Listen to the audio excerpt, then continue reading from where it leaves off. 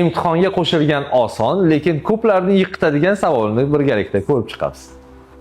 Yuk avtomobili haydovchisi qaysi yo'nalishlarda harakatlanishga ruxsat etiladi? Birinchi navbatda tepada turgan tasma bo'yicha harakatlanish belgisiga e'tibor beramiz.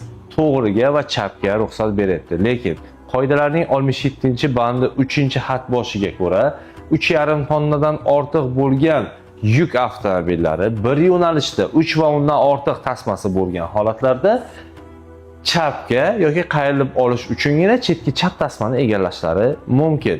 Shuni qoidani yaxshi biladi-yu, chapga va qayrilib olishni bosib qo'yib, xato qilib qo'yishyapti.